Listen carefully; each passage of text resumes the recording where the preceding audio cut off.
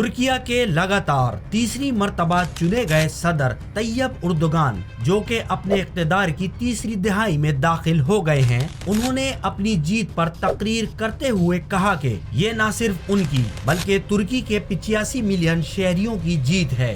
کیا ترکی کے صدر طیب اردوغان کی اسلامی قوم پرستی کا ہدف سلطنت عثمانیہ کی بحالی ہے؟ ناظرین کرامین، چکور دنیا کے سبھی دیکھنے اور سننے والوں کو السلام علیکم۔ ہماری آج کے ویڈیو دیکھنے سے پہلے ہمارا چینل سبسکرائب کریں اور اس معلوماتی ویڈیو کا لنک اپنے دوست احباب تک شیئر کریں۔ ناظرین کرامین، مغربی ممالک اور عالمی مین اسٹریم میڈیا کی تمام قیاس آرائیوں کو غلط ثابت کرتے ہوئے ترکیہ کے عوام نے رجب طیب اردوغان کو شاندار جیت سے ہمکنار کر دیا۔ پوری دنیا کی نظریں ان انتخابات پر مرکوز تھیں اور نیٹو اور یورپی ممالک کے حکمرانوں کو لگ رہا تھا کہ اس مرتبہ ترکیہ میں طیب اردوغان کو شاید کامیابی نہ مل پائے۔ ان قیاس آرائیوں کو اگر مکمل طور پر رد نہیں کیا گیا، مگر واقعی میں اس مرتبہ الیکشن مشکل تھا اور عالمی ذرائع ابلاغ ان مشکل حالات اور سخت مقابلے کو نمک مرچ لگا کر بڑھا چڑھا کر پیش کر رہے تھے۔ اہل مغرب میں ایشوز اور واقعات کو نمک مرچ لگا کر پیش کرنا کوئی نئی بات نہیں۔ انہی ہتھ کنڈوں اور حربوں سے کئی مرتبہ ان طاغوتی طاقتوں نے مغربی ایشیا، افریقہ اور ایشیائی ممالک میں تخت پلٹے ہیں۔ طیب اردوغان ترکیہ کے ایسے واحد سیاستدان ہیں جنہوں نے کئی بغاوتوں کو ناکام کیا ہے اور گزشتہ 20 سال کے دور اقتدار میں اندرونی اور بیرونی محاذوں پر چیلنجز کا سامنا کیا ہے۔ ناظرین کرامین، اب سوال یہ ہے کہ کیا صدر طیب اردوغان کی اسلامی قوم پرستی کا ہدف سلطنت عثمانیہ کی بحالی ہے؟ ترکی کے شہر استنبول کے جس میوزیم آیا صوفیہ کو حال ہی میں ملک کے صدر نے مسجد میں تبدیل کر دیا ہے، اس کے عین سامنے سن 1818 میں سعودی عرب کے شاہ عبداللہ بن سعود کا سر قلم کیا گیا تھا۔ سلطنت عثمانیہ کے فوجی شاہ عبداللہ بن سعود اور وہابی امام کو ایک زنجیر میں جکڑ کر استنبول لائے تھے۔ جب عبداللہ کا سر قلم کیا جا رہا تھا تو ایک بڑا ہجوم آیا صوفیہ کے باہر جشن منا رہا تھا۔ آیا صوفیہ کے باہر عبداللہ کی سر بریدہ لاش کو 3 دن تک رکھا گیا تھا۔ اس دوران سلطنت عثمانیہ کے فوجیوں نے اس وقت کے سعودی دارالحکومت دیریا اور ریاض کے مضافات میں حملہ کیا تھا۔ سن 1924 میں عثمانیہ سلطنت سمٹ کر جدید ترکی تک رہ گئی تھی اور جدید ترکی عثمانیہ سلطنت کو اپنی شاندار تاریخ سمجھتا ہے۔ سعودی عرب ترکی کے ساتھ اپنی یہ ہولناک تاریخ کو شاید ہی بھولے گا۔ سن 1932 سے پہلے 2 مرتبہ سعودی عرب کو ایک ملک بنانے کی کوشش کی گئی تھی، لیکن دونوں مرتبہ سلطنت عثمانیہ نے اسے تباہ کر دیا۔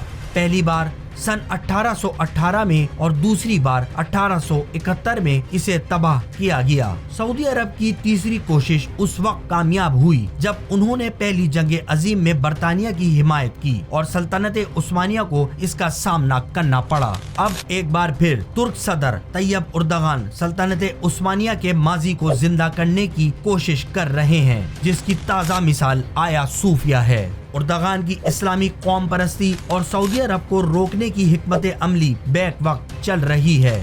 اردوغان نے متعدد بار سعودی عرب کو روکنے کی کوشش کی۔ انہوں نے سعودیوں کے خلاف قطر کی حفاظت کے لیے اپنی فوجیں بھیجی، صومالیہ سے سعودی اتحادیوں کو بھگایا اور بحر احمر میں ایک فوجی اڈا بنانے کے لیے ایک جزیرے کو لیز پر لینے کا معاہدہ کیا۔ اس کے ساتھ ہی اردوغان فلسطین اور روہنگیا کے مسلمانوں کے بارے میں بھی آواز بلند کرتے ہیں۔ استنبول عرب دنیا کے باغیوں کا پسندیدہ گڑھ بن گیا۔ واشنگٹن انسٹیٹیوٹ کے اسکالر سونر کوگاپتے نے دی نیو سلطان کے نام سے اردوغان کی سما عمری لکھی ہے۔ اس سما حیات میں انہوں نے لکھا، ترک صدر کی خارجہ امور کی حکمت عملی کا ہدف یہ ہے کہ وہ مسلمان ہونے کے احساس تفخر کو واپس لائیں۔ وہ سلطنت عثمانیہ کی ایک جدید شکل لانا چاہتے ہیں تاکہ ترکی اسلامی عظمت کا قائد بن سکے۔ اردوغان کی خواہش کے پیچھے ایک طویل ماضی ہے۔ ترکی کا سلطان 4 صدیوں سے پوری اسلامی دنیا کا خلیفہ تھا۔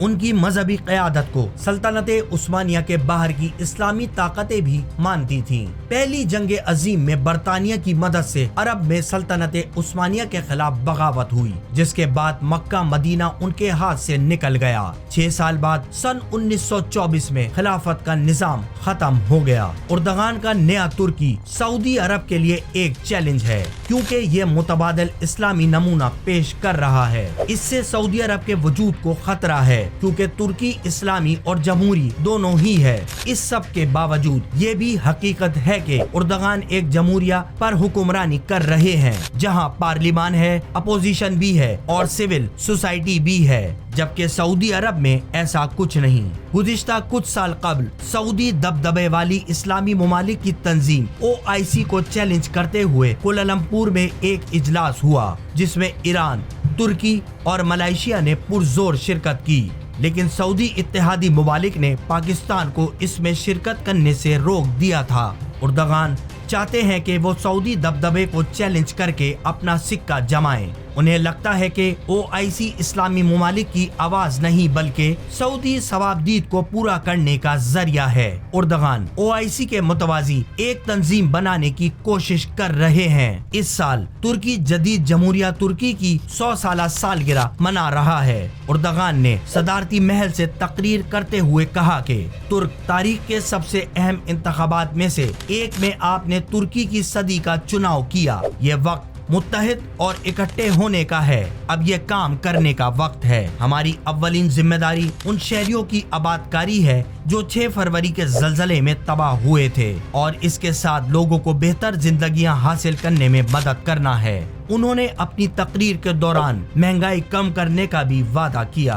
انہوں نے اپوزیشن جماعت کو نشانہ بناتے ہوئے کہا کہ انہوں نے 2018 میں 146 سیٹیں حاصل کی تھیں، لیکن سن 2023 میں 169 اس لیے حاصل کی کیونکہ انہوں نے باقی جماعتوں سے اتحاد کیے، جس کا مطلب یہ نہیں کہ وہ مضبوط ہوئے۔ اردغان نے یاد کروایا کہ پیر کو سلطنت عثمانیہ کو استنبول فتح کیے ہوئے 570 برس ہو جائیں گے۔